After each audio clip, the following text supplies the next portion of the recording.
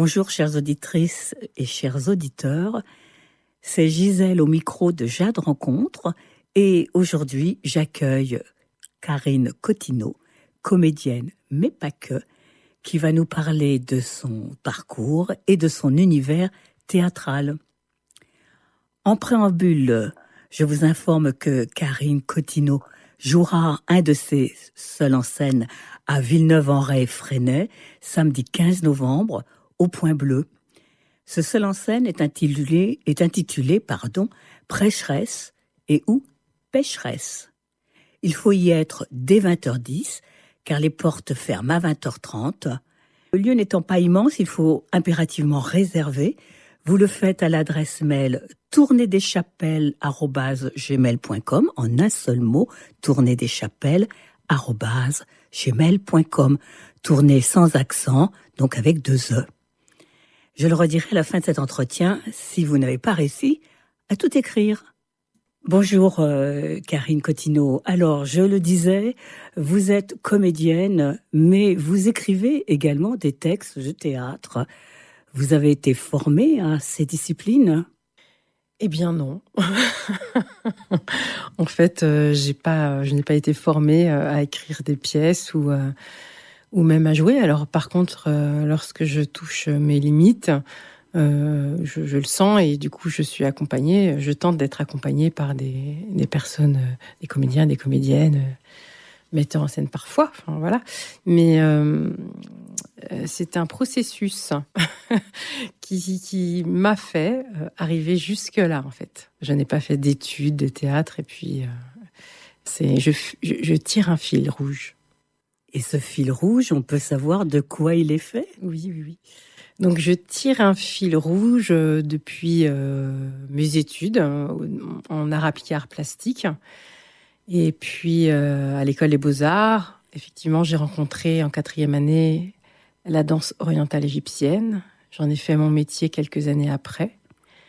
Donc je suis passée comme ça plutôt de la peinture avec d'autres médiums aussi, mais on va dire peinture pour faire vite, au corps, donc à la danse orientale. J'ai enseigné pendant 16 ans la danse orientale égyptienne. J'en ai fait une conférence dansée sur l'histoire de la danse orientale, où là, j'ai basculé intermittent du spectacle. Enfin, c'est devenu mon activité principale de faire ce seul en scène. Et j'en ai fait un second. Et j'en ai fait un 3e qui s'appelle Prêcheresse. Donc, en fait, les 2 premiers, c'était plus raconté. Donc là, je me suis intéressée plus justement aux contes, et un peu me former avec des conteurs, des conteuses. Et puis là, avec Prêcheresse, c'est peut-être Marie-Madeleine qui m'a amenée là d'ailleurs, mais je ne raconte pas. Je tente d'être le personnage. D'accord. Donc, ça ressemble plus à du théâtre. D'accord. Alors, Marie-Madeleine, Prêcheresse, il faudra qu'on en dise un peu plus. On en parlera parce que les auditeurs et auditrices qui n'ont pas vu encore ce spectacle que vous tournez déjà depuis quelques mois, je crois. J'ai fait une première représentation le 8 mars. On m'a demandé le 8 mars par rapport à la thématique, à la journée des droits des femmes. Donc j'ai dit oui, ça m'a l'air cohérent. Je ne l'avais pas encore écrit, mais ça faisait 2 ans que j'étais sur le sujet Marie-Madeleine. Donc à partir de moment, donc à Paimboeuf, à la chapelle des Sacralisés de Paimboeuf, qui est devenue un lieu culturel depuis l'année dernière. Donc j'ai fait la première représentation dans cette chapelle, qui je trouvais ça très pertinent en fait, étant donné le sujet. Et puis la personne m'a dit, est-ce que tu te sens de le faire le 8 mars ? Effectivement, dans ma tête, c'était plutôt en octobre, mais ça m'a permis d'avoir un ultimatum. Et là, j'étais en résidence tous les mois, donc à Chaumaré et puis à Saint-Nazaire. Donc ça m'a permis d'y aller, de mettre. De toute façon, quand j'ai mis un pied, ou les 2 même, dans l'histoire ou dans le symbole de Marie-Madeleine, de toute façon, il n'y a pas de fin. En fait. Il faut quand même dire 2 mots de qui est Marie-Madeleine pour les auditeurs et auditrices qui n'ont pas la référence. Et ça peut. Voilà. Non. Tout à fait. Qu'est-ce que vous me dites en 2 mots de Marie-Madeleine ? C'est une disciple. Alors, Marie-Madeleine, personnellement, je l'ai rencontrée un petit peu comme beaucoup de monde, vite fait, avec ma culture judéo-chrétienne. Au catéchisme, donc, peut-être. Voilà, au catéchisme, où effectivement, elle n'était pas forcément d'ailleurs très honorée, cette femme. Et où je l'ai rencontrée. Et puis, lorsque j'étais en formation dans le sud, de formation professionnelle en danse orientale égyptienne, danse orientale avec mes Kazans, en fait, pendant 3 ans. Cette femme qui était un peu une référence il y a 20 ans, enfin, c'était une des pionnières, des 3 pionnières de la danse orientale en France, avait dit une fois, je voudrais faire un spectacle sur Marie-Madeleine. Puis ça m'avait juste étonnée comme ça. Je me dis, tiens, c'est bizarre, la danse, Marie-Madeleine. Bref, c'était resté là en arrière-plan, en fait. Et puis, c'est réapparu il y a 3 ans, en fait, où, en fait, j'ai rencontré une femme. Moi-même, j'allais donner un stage de danse orientale et de danse flamenco pendant une semaine. Et je lui ai demandé quel stage elle allait animer. Elle m'a dit un stage d'hébreu. Et là, je lui ai dit, waouh! Je lui ai dit, oui, je viens d'Israël, etc. Et toi? Elle me dit, moi, danse orientale et flamenco. Elle me dit, oh là là, la danse orientale, j'en ai tellement fait en Israël. Et là, en fait, d'un seul coup, mon amour de la danse orientale et ma culture judéo-chrétienne, c'est comme si elle s'était réunifiée. Et d'un seul coup, j'avais plus aucun prétexte pour ne pas faire un spectacle autour de Marie-Madeleine, parce qu'en fait, j'avais envie, mais je ne le savais pas vraiment, parce que c'était une culture autre pour moi. Enfin, et en fait, je me suis dit, mais enfin, si Marie-Madeleine dansait une danse, ça aurait sûrement plus ressemblé à une danse dite orientale que d'ici, quoi.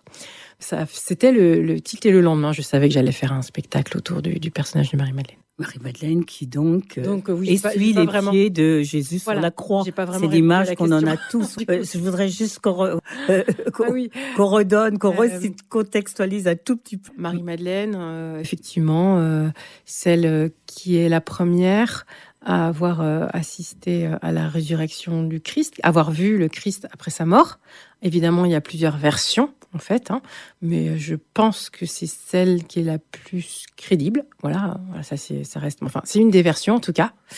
Elle est quand même reconnue pour ça, pour être la première, à avoir une vision du Christ, ou l'avoir vu en vrai. Ça, c'est encore un autre débat. Et puis aussi, effectivement, celle qui oint, en fait, et celle qui lave les pieds du Christ. Donc, c'est une femme qu'on appelait, ça existe encore, mais c'est pas trop connu, mirophore, en fait, les femmes qui, en fait, préparent le corps mort, ou avec les pleureuses. Je pense que elles avaient un lien. Enfin, c'était les femmes célibataires, je pense d'ailleurs, du coup, qu'allaient se rendre, en fait, près du mort. Et puis, après, préparer le corps, je ne sais pas vraiment, je ne suis pas non plus très, très bien renseignée, mais en tout cas, une idée ou une volonté de résurrection. Est-ce que c'est juste de l'âme ou du corps, ça, voilà. Un genre d'embaumeuse? Oui, c'est ça. Oui, c'est ça. Alors, on mélange les pleureuses. Enfin, on mélange, non. On a autour d'un corps les pleureuses et les embaumeuses. Voilà. Alors, je ne sais même pas si c'est pas les mêmes, en fait. Faudrait creuser un peu le sujet. D'accord. Parce que j'ai sûrement eu l'info, mais j'ai pas. D'accord. Vous reviendrez nous en parler. Ouais, c'est ça. Mais c'était des femmes. Et puis, le fait que ce soit des femmes célibataires m'interpelle aussi. Ouais, mais spontanément que c'était parce qu'elles étaient plus disponibles. Et Madeleine, elle est quand même aussi dans l'imaginaire collectif reliée à la prostituée. Tout à fait. Tout à fait. Je voulais qu'on le dise aussi. Voilà. C'est une femme de mauvaise vie à la base. Et donc, son amour pour Jésus la transforme aussi aux yeux de tous, ou l'amour que Jésus lui porte. Voilà. Ou le regard qu'il porte sur elle, si je peux m'exprimer comme ça. Oui. Ce que j'en ai compris, c'est qu'en fait, Marie-Madeleine, ce n'était pas du tout une prostituée. Donc, il y a quand même sûrement une volonté de la salir. Et d'ailleurs, le dernier livre de Christian de Moergue, qui est le historien spécialiste sur Marie-Madeleine, c'est son dernier livre, La quête de l'âme, c'est un peu là-dessus. Une volonté de bafouer quand même ce personnage, et de par là, la figure même de la femme. Donc, c'est quand même fort. Enfin, voilà. Alors, je sais plus pourquoi je disais ça. Mais c'est très intéressant. Non, mais Ça a pris un peu le dessus, là. alors, d'autant que je n'avais pas pensé qu'on parlerait d'abord de Pécheresse et de Marie-Madeleine, mais c'est vraiment pas un problème. C'est bien de l'avoir fait, je crois, puisque ça parle quand même du spectacle que vous allez jouer très prochainement, donc à Villeneuve, Villeneuve-en-Ré, Fresnay, samedi 15 novembre, au Point Bleu. Voilà. Le Point Bleu, et en plus, on pourra réserver. Vous le faites à l'adresse mail tournée des chapelles, tout ça en un seul mot, tournée sans accent, mais avec 2 E, D-E-S, chapelle comme les chapelles, @gmail.com, et je le redirai à la fin de cet entretien. Je vais repartir de votre parcours, de comment vous êtes arrivé finalement au théâtre. On est passé par les Beaux-Arts qui vous amènent à la danse. Et finalement, c'est la danse qui vous met les pieds sur les planches, si je peux m'exprimer comme ça. Et c'est le corps qui amène les mots et l'écriture. C'est un sentiment, je pense, d'illégitimité, d'être tombée amoureuse d'une partie d'une culture qui ne m'appartient pas dans cette vie. Et j'ai toujours eu ce sentiment, en fait, j'ai toujours suivi cet amour parce que je pense que c'était important pour moi de faire ce dont j'avais envie profondément, c'est-à-dire de danser, cette danse. Mais je sentais bien qu'il y avait un très fort bagage culturel autour de cette danse qui ne laisse pas indifférent et qui n'est pas anodin. Et du coup, moi, j'en souffrais parce qu'en fait, j'étais quand même assez introvertie. Et donc, j'avais un paradoxe comme ça entre le fait d'aller être en représentation, d'être vue, et puis le fait de vivre sereinement cette danse, par l'expression qu'elle impose. Donc, je sentais bien qu'il y avait quelque chose autour du féminin, là, qui n'était pas très net. Donc en fait... ça me tient encore, je pense. Mais en tout cas, en faisant ce spectacle, cette conférence dansée, à la base, c'était une conférence dansée, j'ai pu comme démêler en fait une pelote de nœuds émotionnels et aussi intellectuels en fait, parce que cette danse a parcouru plein de pays, etc. En tout cas, et je l'ai mieux comprise et donc je suis plus sereine à la danser. Par exemple, je pouvais danser, je sentais que quand je dansais devant un public français ou arabe, c'était pas tout à fait la même chose. Je sentais aussi que il y a une notion d'objectisation de la femme qui est très forte en fait avec cette danse, et ça a été une volonté. Et en même temps, ça pouvait me plaire, mais non. Enfin, il y avait aussi, ça se jouait en fait des choses de l'ordre de la place de la femme quand même, déjà au sein même d'une représentation. Donc, et du coup, effectivement, de comprendre plus l'histoire de cette danse, de ces danses, j'ai compris que c'était lié effectivement à plein de choses, au sacré d'abord, parce que c'était sûrement des rites en fait de femmes en lien avec justement la fertilité, la sexualité, donc quelque chose de sacré, et il y avait un rapport avec justement le pouvoir magique qu'on pouvait attribuer à la femme d'avoir une influence sur l'agriculture, sur la fertilité des terres, etc. Et puis quand on a compris que l'homme avait une place, ça a remis tout ça, la place de la femme en question, et là elle a commencé à être objetisée.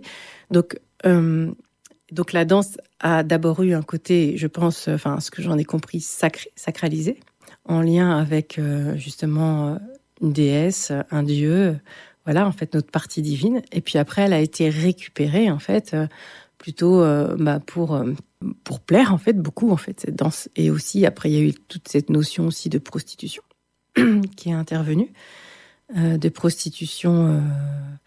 Et puis il y a aussi le regard des Européens sur la vision au fait occidentale sur les femmes orientales, qui les voyaient comme des femmes très sensuelles, etc. Mais en fait, les seules femmes qu'on peignait à l'époque, justement, c'était soit les danseuses, soit les prostituées, et les autres étaient plutôt voilées. Donc ça fait tout un imaginaire qu'on appelle l'orientalisme, qui a mis la femme soit cachée ou soit complètement délivrée. Dénudée. Dénudée, quoi. Donc, une sacrée décision de l'image de la femme, et peut-être que j'avais une volonté de réunir, en fait, de réunification, en fait, de toutes nos parts féminines, peut-être de les nettoyer, en fait, par rapport à la vision qu'on en a. Et puis, ça nous suit dans notre intimité, ça nous suit partout, tous les jours, en fait.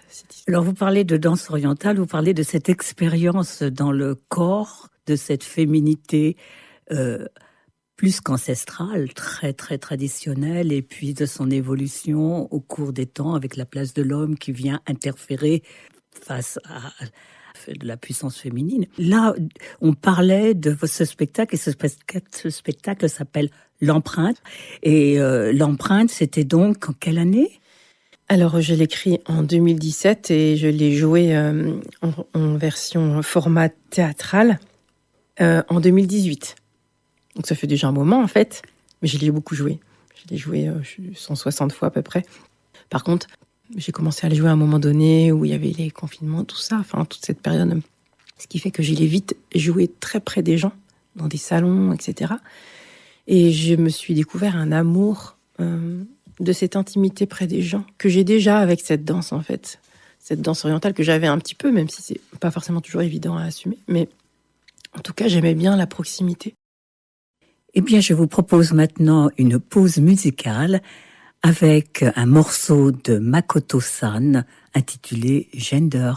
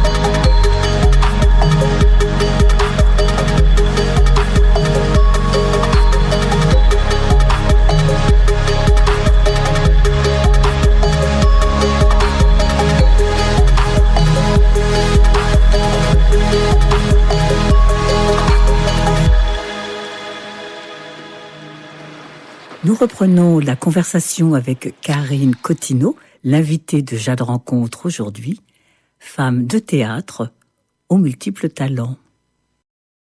Aujourd'hui, dans le processus de création de vos pièces, quelle discipline entraîne l'autre ? Puisque maintenant, on n'est plus sur empreinte. J'adore cette question. On a évolué. Superbe. Merci. Par les mots, plutôt, en fait. La danse est plus devenue...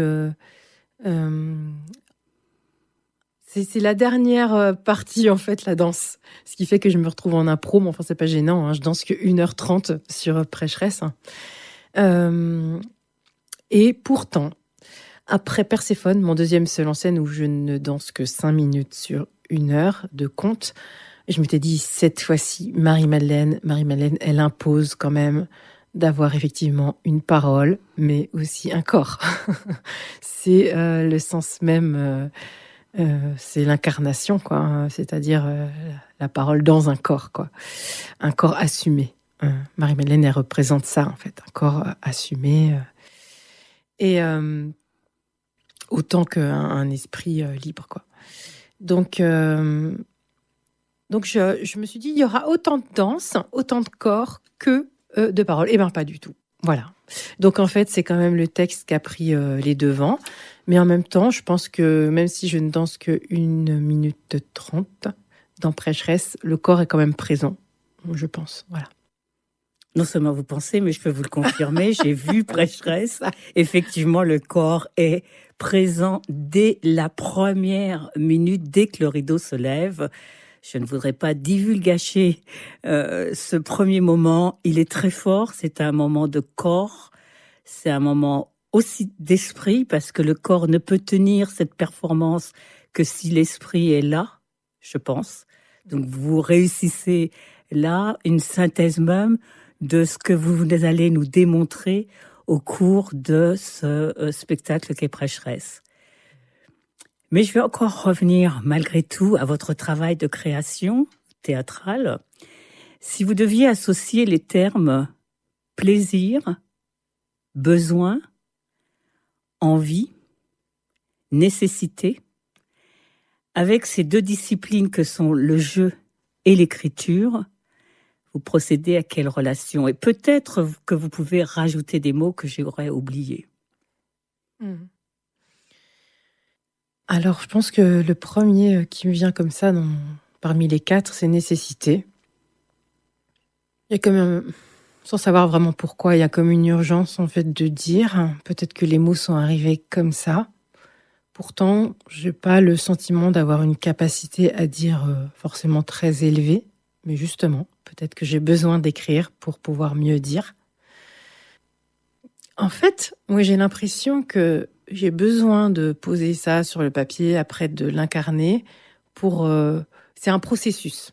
C'est pas, je vais pas montrer une finalité, même si j'essaye artistiquement que ce soit. Mais c'est comme un temps, le temps de création va être un temps de maturation. Alors c'est peut-être très égoïste en fait.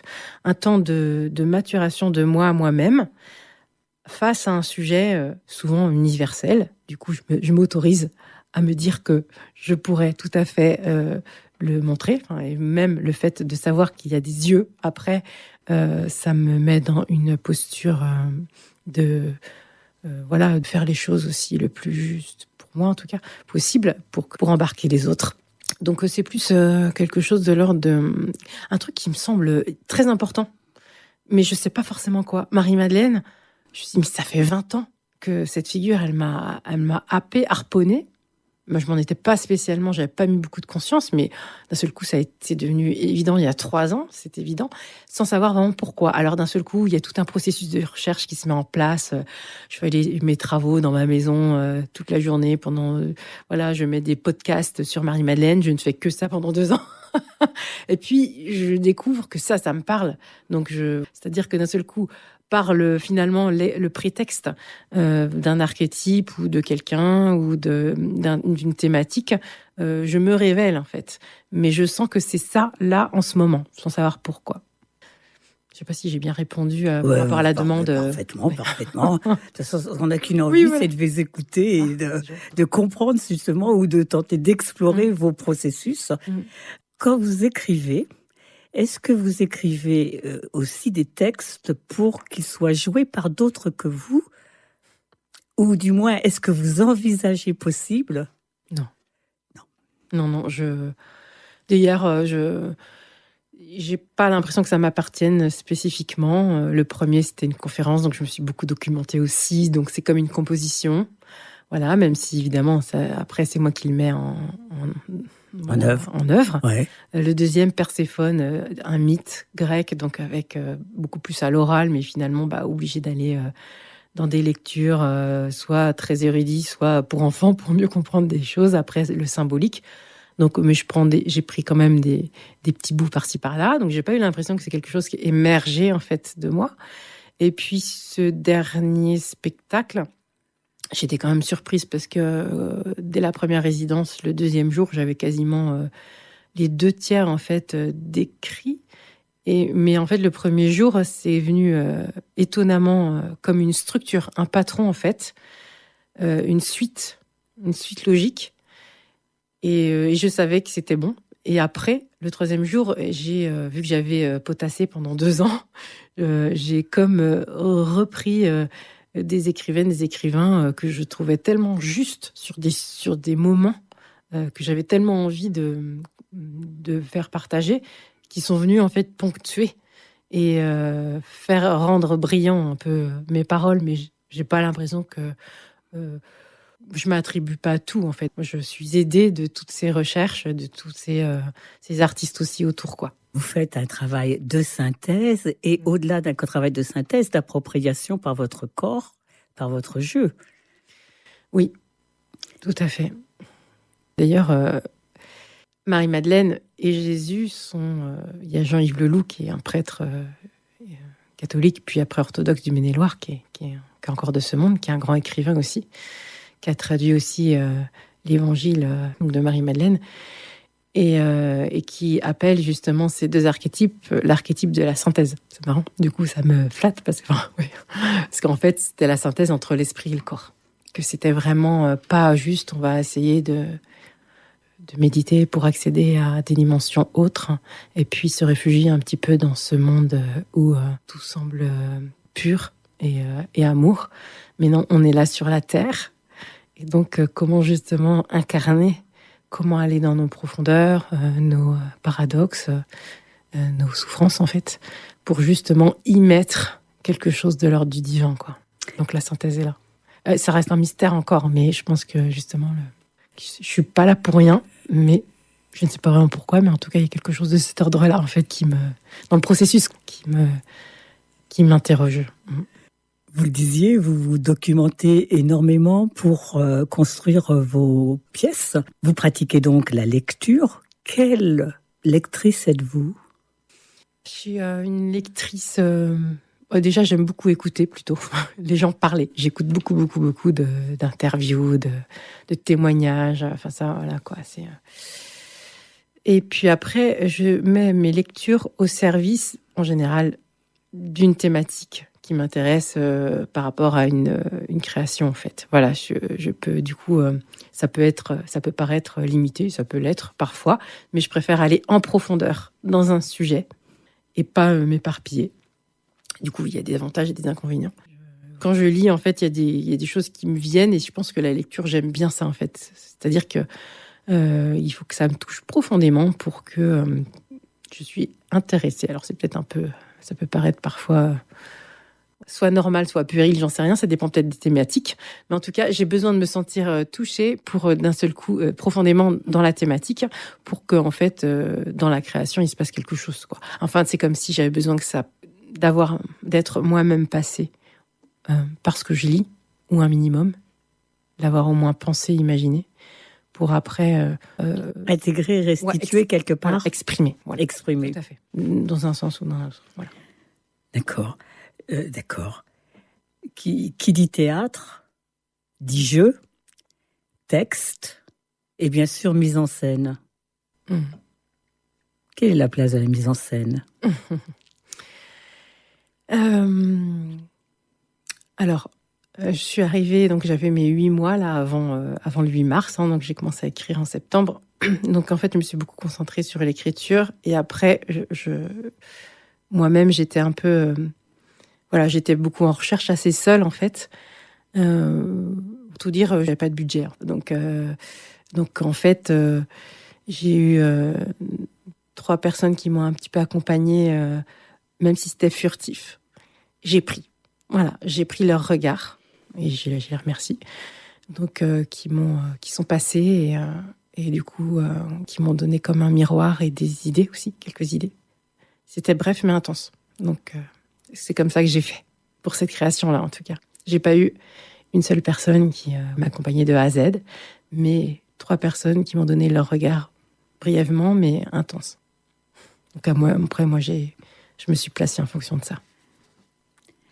Alors j'imagine que parmi vos nombreux talents, vous citez que vous êtes également plasticienne. On a compris que vous êtes passée par les Beaux-Arts, donc ce qui vous permet aussi finalement de vous mettre en scène, de vous mettre même à distance de votre rôle de comédienne pour pouvoir le mettre en scène, le mettre en image aussi. Oui, c'est marrant cette question. Ouais. Je pense que la danse déjà a fait que j'ai quand même une conscience d'où est placé mon corps dans l'espace, un minimum, et puis de ce qui donne même si je maîtrise pas tout, mais voilà, il y a quelque chose de l'ordre de la posture. Et après, le côté art plastique, moi, au fur et à mesure des spectacles, c'est vrai que j'ai vraiment envie j'ai envie que ça reprenne une place plus particulière. Et d'ailleurs, je me rends compte qu'à chaque fois, de plus en plus, je pense le spectacle plutôt comme une performance et même avec des objets, tout ça, parce que j'ai fait des essais avant d'arriver là assez épuré. C'est très épuré, mais en fait, j'ai fait des essais avec autre chose, en fait. Et parfois même, je le pensais comme une performance artistique plutôt que comme un spectacle théâtral. Mais là, non, ça aboutit à un spectacle théâtral. Mais dans mon processus, il y a comme, à un moment donné, j'imaginais Marie-Madeleine qui brodait ou qui peignait en fait le visage du Christ en même temps que... Enfin, voilà, et que je l'aurais fait moi-même en visage. J'ai toujours ce processus de performance artistique, mais d'artiste plasticien. Mais ça peut me nourrir, et puis ce sera peut-être un peu plus... une prochaine création, peut-être plus liée avec la matière, dans ce sens. Mais il reste... C'est assez épuré, du coup, pour le coup, là, avec Prêcheresse. On comprend beaucoup mieux depuis que je sais vos nombreux talents artistiques, ce résultat que j'ai de Prêcheresse, où effectivement c'est très riche, vraiment très riche. Alors, vous jouez avec les mots. C'est le vecteur de vos explorations créatives indépendamment de votre corps, parce que j'ai l'impression que c'est le corps qui amène quand même chez vous les mots, ou qui permettent aux mots de s'exprimer ou d'aller les chercher même chez d'autres. Mais vous aimez les mots, et je me suis posé la question des mots MOTS bien sûr, mais des mots MAUX aussi, parce que vous allez chercher des femmes excessivement fortes, vous jouez des rôles de femmes puissantes, et dans cette puissance, il y a la puissance de ce qu'elles ont à exprimer. Tout pour moi n'est pas uniquement dans les mots. Est-ce que il y a des mots MAUX aussi qu'on exprime à travers vos personnages? Surtout, je pense. Je suis contente parce que j'ai toujours un peu... j'avais un petit peu l'impression de me cacher derrière les mots sur les 2 premiers spectacles. Donc je me dis que tant mieux si d'un seul coup les mots MOTS prennent une place comme de pilier, de support, de borne à une balade émotionnelle qui est plus l'ordre du vivant, quoi, en fait. De toute façon, vu la thématique, une Marie-Madeleine au lendemain de la crucifixion et à la veille de la résurrection, de toute façon, les mots MAUX sont forcément là. Oui, moi je pense que je suis portée d'abord par l'émotionnel, et après, c'est comment mettre des mots, MOTS, Mais des mots pour des mots, si c'est pas porté par le corps, finalement, il n'y a pas de processus. Moi, encore une fois, je pense qu'il y a un espèce de processus, même quand je suis sur scène, où en fait, j'attends d'être révélée à moi-même, en fait, à chaque fois. Donc, tant mieux si on perçoit que le corps soutient les mots. Alors là, j'en espérais pas tant, franchement, honnêtement, quoi. Mais voilà, j'espère. J'aimerais bien. Mais tant mieux si vous avez perçu à un moment donné ça. Alors, j'y vois aussi le fait que de votre expérience d'art-thérapeute. Est-ce qu'on est dans cet ordre-là? Alors, en fait, j'ai envie de dire oui et non. Ça veut rien dire, mais... Bien sûr que si. Alors oui, alors l'expérience, oui, c'est plus l'expérience que finalement, j'ai eu tous mes diplômes, etc. Par contre, vous parlez de diplôme d'art-thérapeute, c'est ça? Diplôme, attestation, tout ça. C'est-à-dire que j'ai à partir d'un certain âge, j'ai refait des études et j'ai fait toutes mes attestations, diplômes. Mais c'est-à-dire qu'il fallait un peu, pour moi, savoir parler un peu le langage médical. C'était un peu apprendre ça aussi, quoi. Mais finalement, bien que j'ai beaucoup pratiqué les arts plastiques et tout, je trouvais pas ma place en tant que thérapeute dans ce genre de médium. Pourquoi? Sûrement parce que ça a été un art, un art solitaire. Et du coup, j'avais pas développé ce lien avec l'autre pour pouvoir l'accompagner. Par contre, la danse, c'est comme si de toute façon, avec mes 16 années, je l'avais fait quasiment tous les jours. Et en fait, j'avais même, je pense, des élèves qui restaient avec moi, certaines qui m'avaient dépassé techniquement, qui restaient quand même. Et je pense que je suis même sûre, plutôt pour moi, en fait, et l'expression que je propose à chacune de vivre, en fait. C'est-à-dire que ça dépassait la technique, c'était à un moment donné, en fait, je cherchais plus à essayer que chaque femme, avec n'importe quel niveau technique, s'exprime à travers leur propre personnalité. Et c'est ça qui restait, quoi. S'exprime, donc se révèle à elle-même, déjà, et se révèle à l'autre. Exactement. Oui. C'est-à-dire que on danse quand j'accompagne. Moi, si je fais des ateliers, c'est plus précisément quelque chose qui est venu au fur et à mesure du temps. Je fais plus autour des archétypes féminins, par exemple. Je fais des ateliers de danse libre, même si, évidemment, je vais faire un accompagnement pour, par exemple, comme pour l'échauffement autour de la danse orientale, puisque c'est ma discipline, c'était ma discipline. Mais après, je vais ouvrir un espace totalement libre, en fait, et plutôt d'expression corporelle, pour que, effectivement, à la fois, moi, dans la première partie, je puisse transmettre un savoir-faire, mais c'est surtout un sac à dos un peu empli d'autres choses et essayer de s'ouvrir pour plus d'expression. Mais c'est toujours au service de plus d'expression. Et après, que chacune pioche, se serve de la technique au service de sa propre expression, que l'inverse, que le fait d'être une pro dans un style, quoi. Voilà, une interprète. Chacun a une place différente et moi, je suis plutôt là, en fait. Et maintenant, une pause musicale avec Métronomie, le morceau Picking Up For You.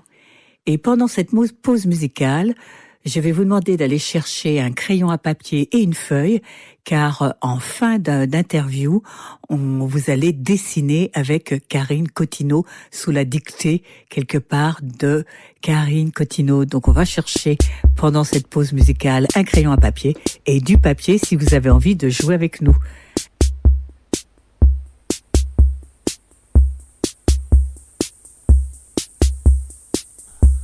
I'm gonna pop out, so talk amongst yourselves.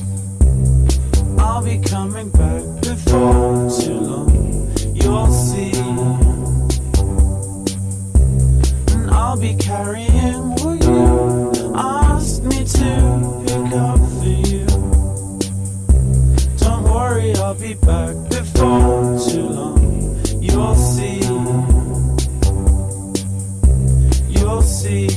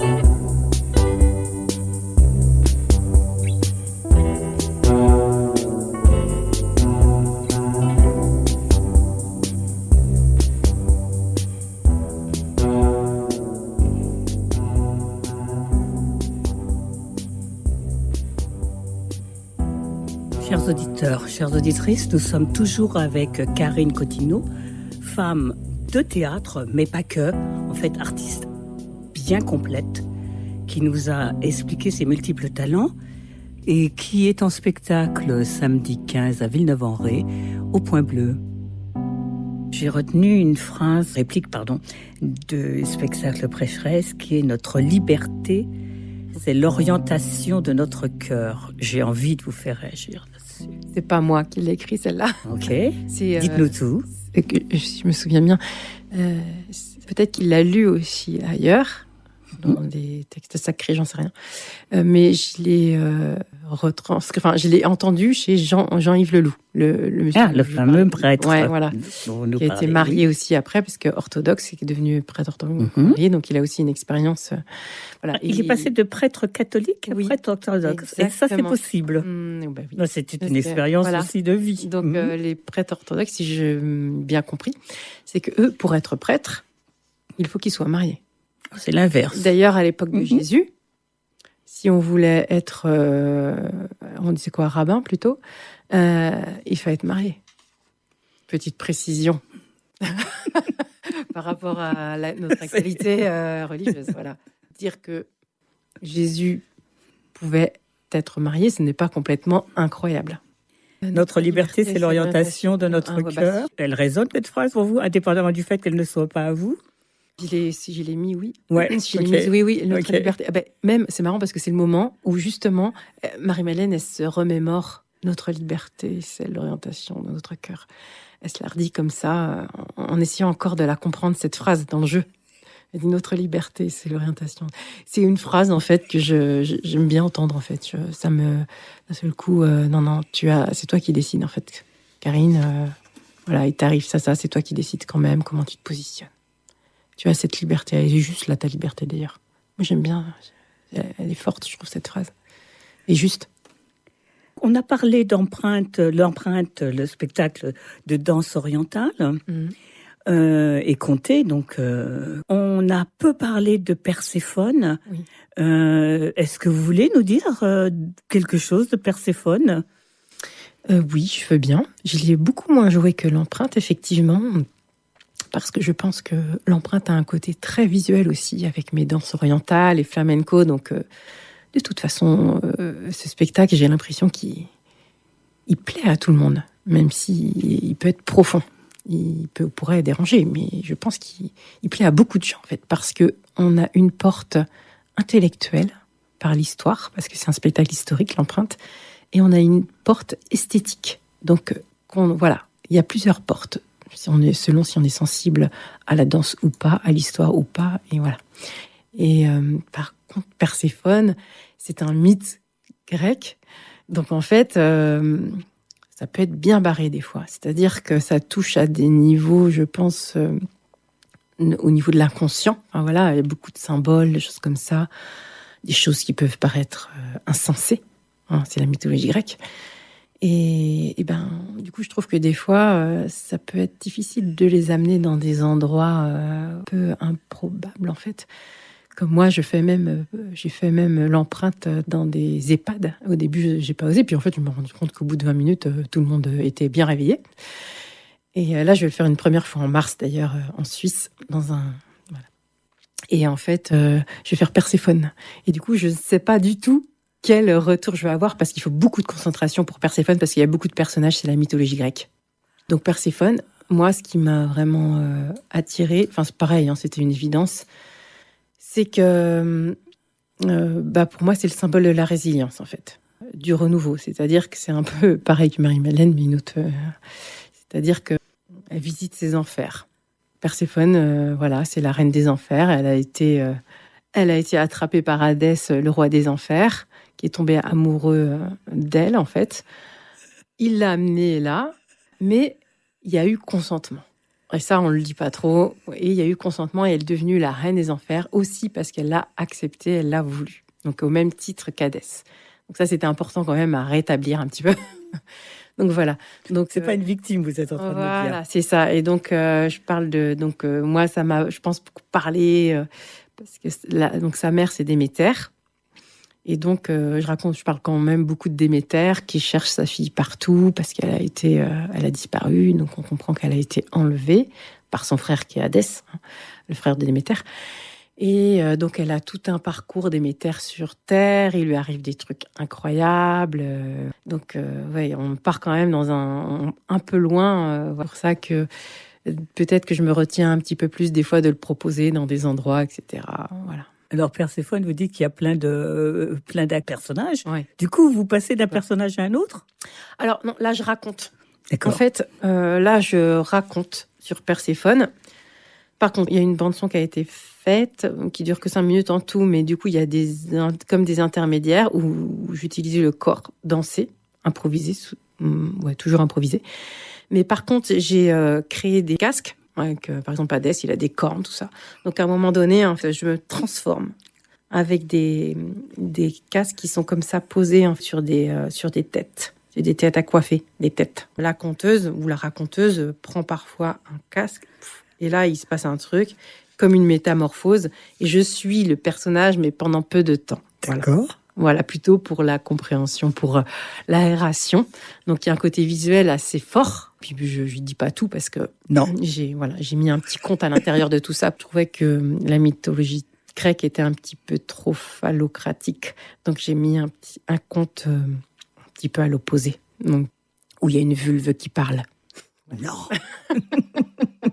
Voilà, donc les vulves parlent avec vous, mais c'est incroyable. Voilà, ça. donc c'est difficile d'en parler, mais voilà. Moi, en tout cas, c'est le mythe, quoi. Mais je vais pour finir. Oui. Je vais quand même, moi, toute ma difficulté avec Perséphone, parce que j'ai été des mois, j'ai lu l'interprétation du mythe, et en plus j'étais toute seule. C'était un 26 décembre, et j'étais vraiment toute seule ce jour-là, voilà. Et je me suis dit, c'est le moment de lire. Et alors, j'ai rougi, j'étais dans un café de chocolat chaud pour me mettre bien au chaud. Et j'ai dû rougir tellement j'avais l'impression qu'on parlait de moi. Quand j'ai lu Perséphone, l'interprétation du personnage de Perséphone.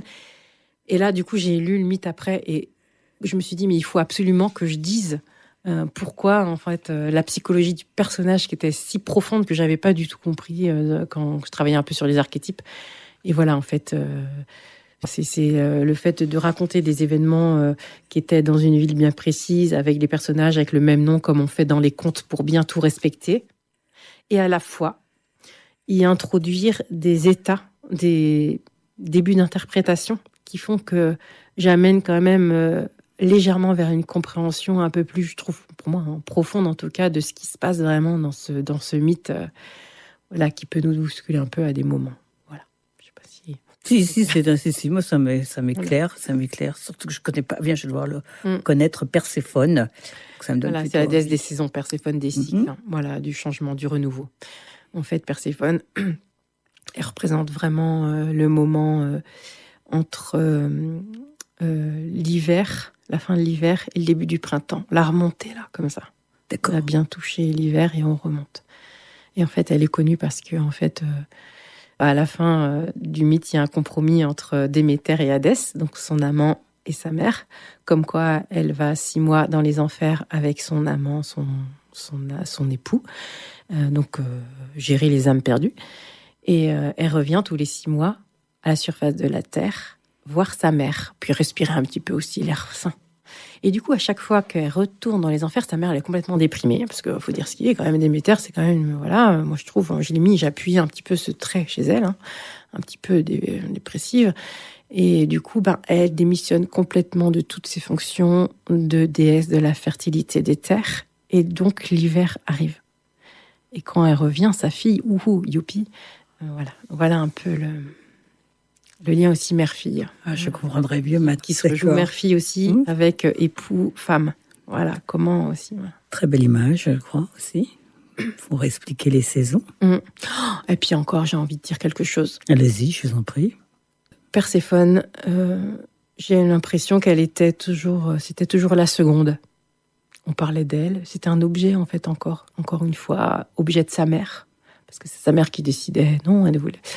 Objet de son époux. Même si après, elle est arrivée à cet affranchissement. Mais elle a été prise. Voilà, on l'a mis là. Sa mère, elle voulait pas. Enfin, c'était en fait un objet, quoi.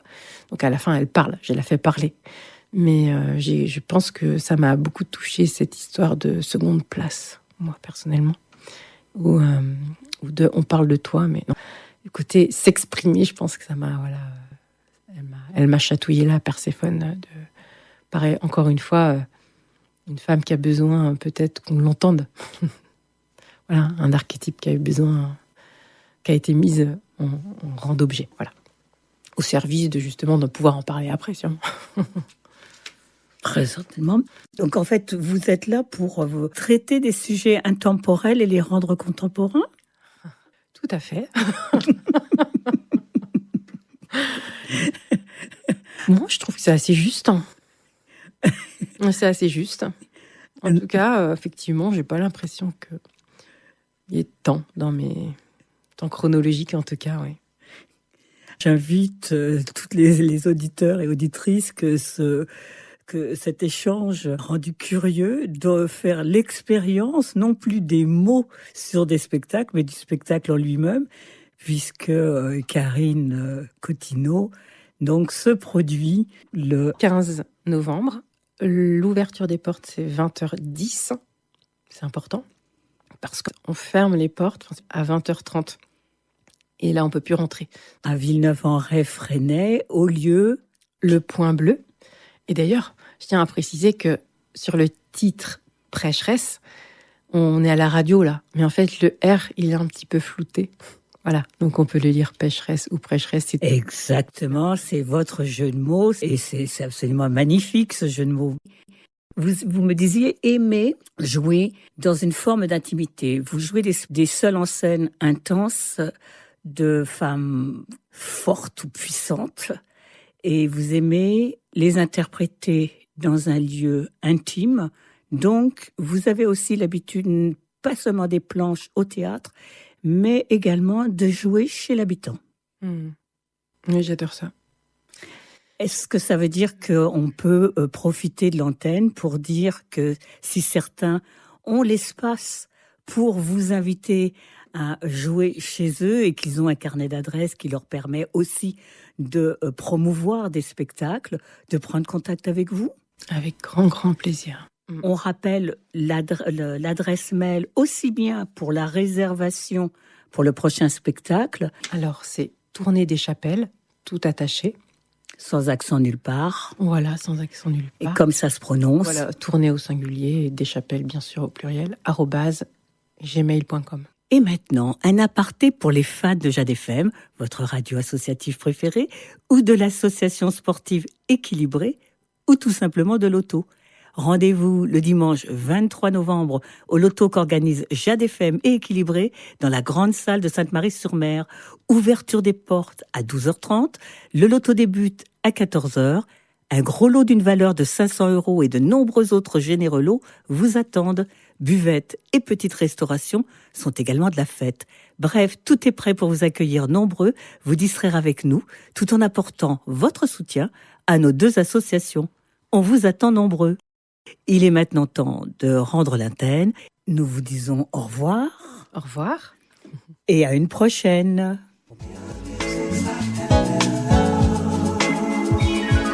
Jade Rencontre, c'est tous les jours à 13h et 19h.